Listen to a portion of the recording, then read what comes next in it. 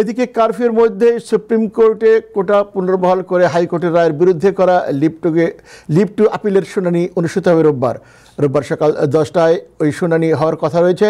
Attorney general M Aminuddin ঢাকায় মিডিয়ার সাথে আলাপকালে বলেছেন, আমরা হাইকোর্টের সিদ্ধান্তের বিষয়গুলো তুলে ধরব এবং আদালতকে তা জানাবো।